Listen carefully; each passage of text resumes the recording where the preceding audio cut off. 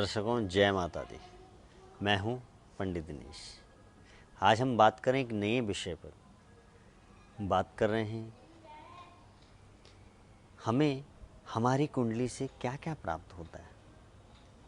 लग्न के द्वादश जो भाव हैं उनसे हमें क्या क्या प्राप्त होता है और क्या क्या संबंध होता है। हमें जो चीज़ें प्राप्त होनी है वो नहीं प्राप्त हो रही है, तो कौन से घर से हमें क्या प्राप्त होता है यदि हम अपनी कुंडली को दिखाएं। तो दर्शकों हम बात करते हैं प्रथम भाव अर्थात लग्न की। लग्न से हमें क्या मिलता है। हम लग्न से क्या है एक अंक मान करके चलते हैं, तो उसका वैसे क्या है मंगल से संबंध है। जो मेष जो लग्नेश है वह क्या है मेष का स्वामी मंगल है, और जिसका पक्का घर है वो सूर्य से संबंध है। तो सूर्य और मंगल यदि दोनों की युति हो तो काफ़ी अच्छा होता है।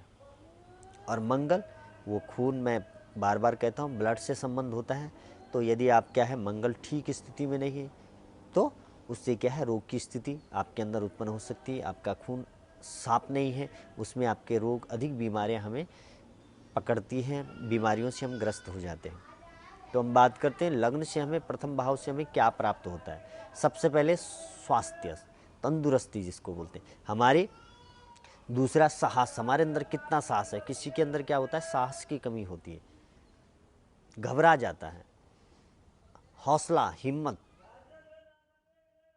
कार्य करने की जो क्षमता है आपके अंदर, कैपेसिटी कितनी है, वो भी क्या हमें लग्न से प्राप्त होता है। आपकी आत्मशक्ति, आत्मा की जो ताकत है वो कितनी है आपके अंदर, वो भी हमें लग्न से प्राप्त होती है। यदि लग्नेश आपका प्रभावित है, लग्नेश कहीं गलत जगह 6, 8, 12 में बैठ जाए, या बुरे ग्रहों से दृष्टि उस पर पड़े, या वो पापी ग्रहों से युति बना ले, तो उस स्थिति में क्या है इन सब चीज़ों का जो प्रभाव है वो विपरीत हो जाता है।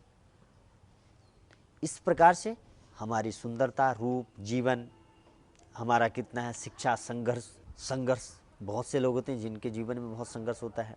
मस्तिष्क, कई लोगों को सर दर्द होता है, उसकी वो कभी ठीक होता ही नहीं है।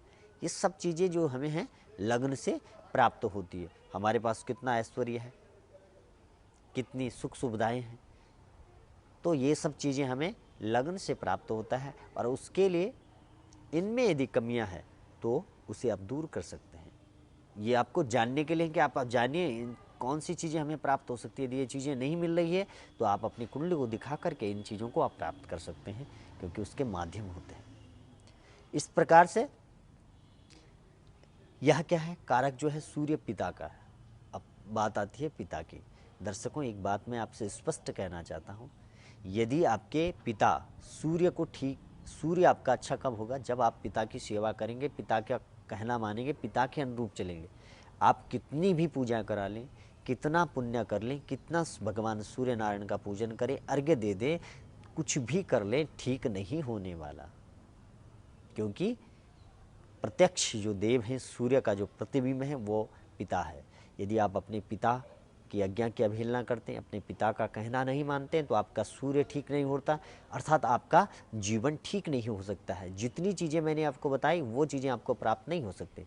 अब आप कहेंगे कि बहुत से लोग हैं जो अपने माता पिता को वृद्ध आश्रम में छोड़ के आ जाते हैं, उनके पास बहुत सा धन होता है, लेकिन उनसे जाकर के पूछिए, उनके पास धन है लेकिन सुख नहीं है, बिस्तर है, नींद नहीं है, गाड़ियाँ बहुत महंगी महंगी हैं, लेकिन डॉक्टर मना करते हैं आप पैदल चलो, आपको बीमारी लग गई है।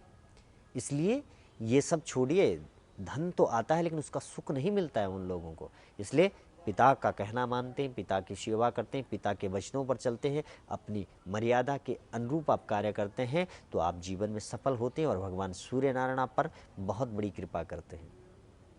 तो ये सब हमें लग्न से प्राप्त होता है। लग्न से हमें, आप अपने लग्न के अनुसार देखें आपके लग्न में कौन सा ग्रह बैठा है, उसके अनुरूप आपको कौन से उपाय करने हैं, आप किस प्रकार से अपने जीवन में सुख समृद्धियाँ प्राप्त कर सकते हैं।